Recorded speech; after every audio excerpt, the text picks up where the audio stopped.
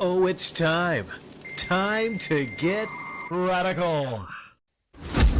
Viewer discretion is advised. Welcome to Radical Comment of the Day for January 4, 2020. Today's honorable mentions come to us from Juice Mitch Memorial, Simon Stevens, and MBK Silent. The bronze medal today comes to us from Original Console Gamer. I was subbed to all these guys when they were in the 1030k sub range. I would watch every single upload for a solid 1 to 2 years straight. It wasn't like I took their word as the gospel, as I always had issues with videos that they would put out, but overall I enjoyed their content. And then starting about 18 months ago, I started dropping them like dominoes. First was Wood because that guy, in my opinion, is the fakest YouTuber on the platform and would make my stomach turn just watching his videos. Next was Dreamcast Guy because, let's face it, the guy is just a prototypical crybaby gamer. He spends his entire life playing games, then talks about how awesome he is at games, but in reality, he's an average gamer at best. Then came RGT85. I feel like his channel was pretty authentic when he was doing it part-time. Then he went full-time, became a fanboy of Wood, and it was all downhill from there. Spawnwave was the one guy I had the hardest time cutting the cord on. I feel like he is the hardest working out of the group, and most of the other guys just regurgitate his content. I feel like he does make informative content and doesn't suffer from most of the flaws that the other guys have. And being that I raised 3 children on my own, I respect the fact that he is a father and trying to provide for his family. However, being a father, I also find it irresponsible that he is depending on YouTube as a career to support his family. Then there is the fact that he's plain and simply guilty by association, especially when you check out a Spawncast lineup.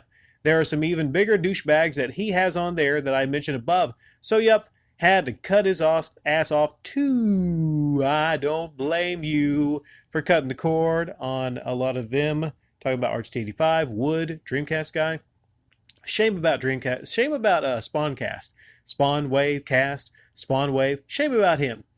Out of the group, I've said before, he is the best by far. But that's not really saying a lot compared to RGT85, Wood, and Dreamcast Guy. Okay? Those guys are the 3 stooges compared to Spawnwave. He seems legit. He knows his stuff. You kind of wonder why he hangs out with them. But you know what? The thing about guilt by association, I don't know. Sometimes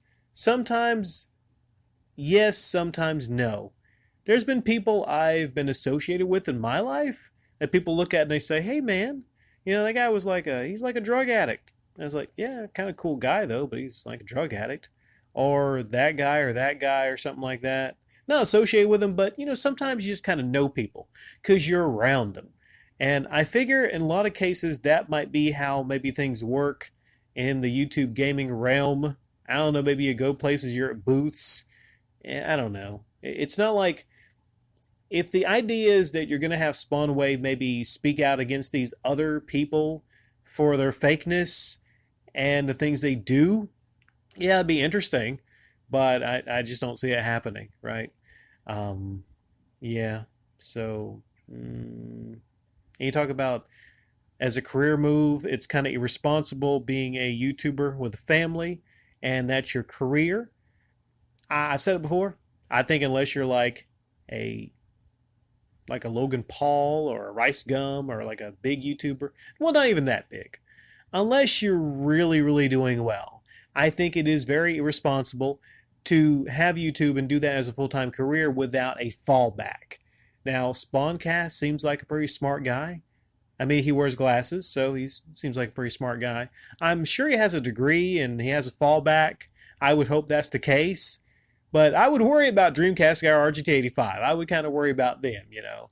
I don't know. But RGT85, he did used to, once upon a time, work before. And also, you're talking about how when there were smaller channels, you would like the uploads, but then they changed, right? They became fake characters. Well, RGT85, he was a lot different early on. Dreamcast Guy, there was a time before he had that Dreamcast Guy voice. So, yeah, they were a lot different, but you cut the cord on them. Other people should too. There's no reason you should stick around a channel for years and years if they change themselves, they create a sickening character, okay? Or if they start e-begging, start telling you about Raid Shadow Legends. It's time to go. It is.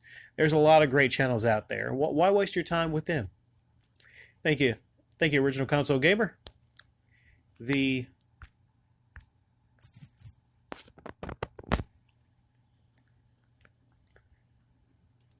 silver medal, which matches your helmet, comes to us from Destroyer of Heroes.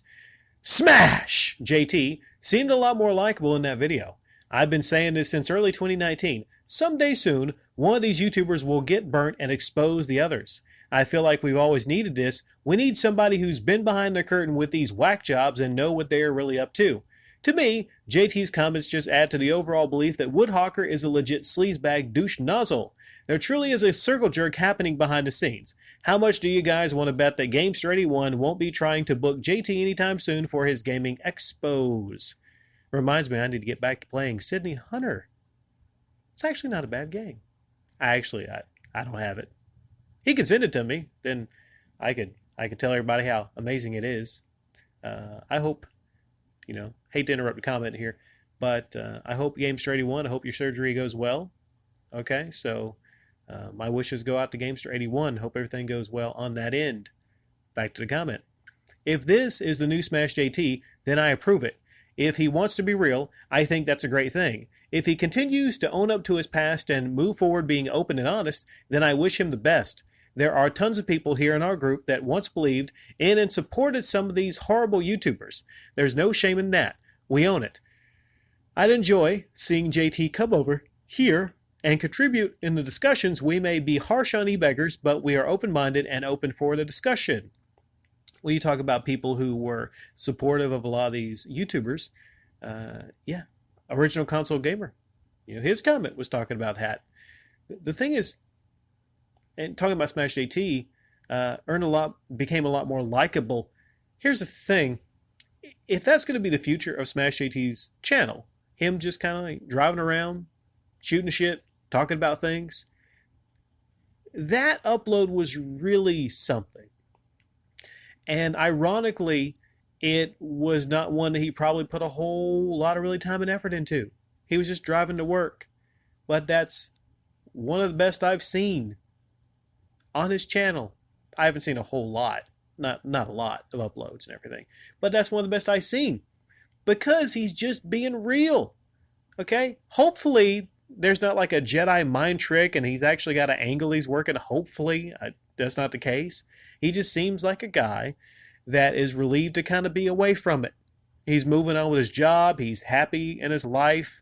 And he looked at YouTube and he was like, nah, it just ain't worth it. Having to do all that stuff. Having to grovel. Maybe not grovel, maybe not bootlick, maybe not exactly that, but, curry favor, all right? And I might have been a little too harsh on Smash JT at times last year, because the thing is, he revealed a lot of stuff, and he didn't have to, but he did actually reveal some things. He revealed what happened when he was daring to be critical of a Dreamcast Guy upload. And with Dreamcast Guy, there's a lot of things to be critical of. Hell, look at what just happened, all right? I believe, Destroyer of Heroes, that people, YouTubers, should be open to criticism just like movies and video games. I don't see why anyone has an issue with that, all right? If somebody craps their pants, you should let them know that it stinks. The gold medal today comes to us from Video Game Vegas. I can't do it with the, it was S, Simon Stevens. Yeah, that doesn't work with a V, though. No, not the same effect. Not the same effect. Rick, you need to start a Patreon. Whoa. Now wait, hear me out. It's funny how things happen in succession sometimes. After watching this comment of the day, I wanted to keep my YouTube night going, so I headed over to the Metal Jesus Rocks channel to check out his latest offering. Blasphemy, I know. Though I don't hate the guy's content, I am happy I found your channel because it did expose the glimpses behind the curtain, showing a very different side beneath the fun and smiles, namely in MGR's case, the basement leak deal. And though I do have some differing views from yours regarding patronage, I still can't thank you enough for bringing the other side to light. I now take the very critical eye to any YouTuber accepting benefaction. That's a fancy word there. MGR's newest video was about his recent acquisition, a GameCube store kiosk. On the surface, everything seemed ordinary, but having watched your videos where you talked about some YouTubers not responding to comments unless they got paid, namely Metal Jesus, only picking questions to answer from people who support him on Patreon, an idea popped in my head that was so funny I had to share. At key points in the video, Metal Jesus isn't sure how some things work, or how he should proceed setting up his relic of video game past. He reaches out to his audience, overemphasizing his questions a bit much, at least is how it came off to me, and asks for help. As in YouTube cliche fashion, he directed them to his comment section. A light bulb then went off in my head. What if Patreon tables were turned on Metal Jesus? Imagine a scenario where Radical Rick, just to stick it to the metal one, created a Patreon, tiered of course, and posted the following comment on MGR's video. Hey Jason, Radical Rick here. I might be able to help you with your question. Here's a link to my Patreon. For $1 a month, I'll do a quick Google search for you and let you know what I find. But at the $50 tier level, which you must keep for at least 6 months, I'll shout out your question in my future videos. That way the Rick Nation might get involved and help you out as well. Stay metal, my friend. Now that I'm back in the real world, of course this whole post was meant for laughs. It is in no way meant to suggest Rick gets a Patreon. Okay, I was going to start doing that, okay, but since you say it's a joke, I'm sure most people will get that, but it seemed that one day one has to clarify the internet every time they make a joke. On a serious note, though, thank you, Rick. You take so much time to acknowledge and interact with your audience, and I got to tell you, man, it's rare, at least in my YouTube travels.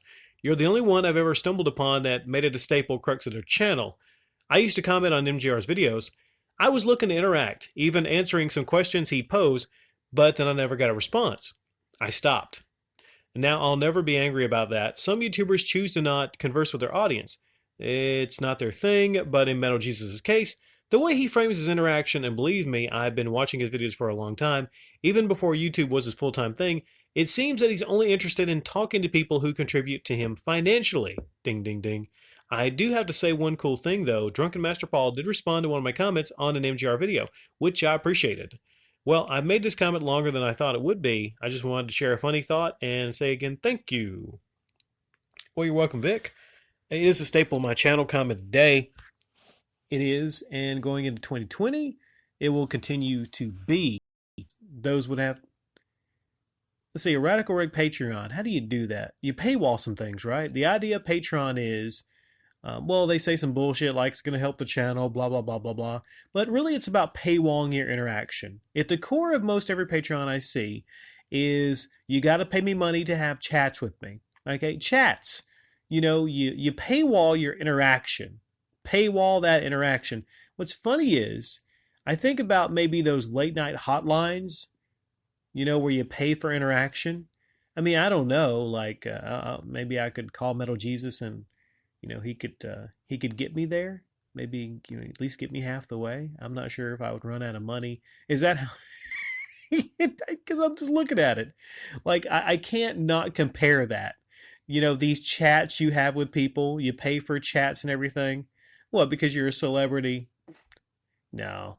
I mean, if I was a much bigger channel, it wouldn't matter if I was 10, 20, 30, 50K. I wouldn't have a Patreon, okay? It would be silly. It would be absolutely silly, but then I know when I get at that point, people would start asking me like, hey, you're getting to be a big channel now. What's up with Patreon? Why don't you have a Patreon, you know? Scott the Woz don't have a Patreon. No, you don't. I mean, I'll check it again.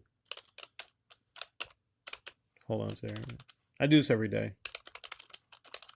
Nope, Scott the Woz still don't have a Patreon. That guy is over 600,000 subscribers. Okay? E-beggars, ask Scott the Woz why he doesn't have a Patreon. I mean, not to get him to get a Patreon, but just ask him like, hey, why don't you? Hopefully the answer would be, I'm good. I don't need the money. I have enough copies of Madden 08 to last me for a lifetime, so I don't need your patronage, right? That's the model. That is the model I will point out to a lot of these people. And you know why? I point it out because I know a lot of these people know them. I know he's even been on the Spawn cast. They probably hate it. They probably look at him like, you're special. You don't have a Patreon. Why don't you have a Patreon, you know? One of us become one of us.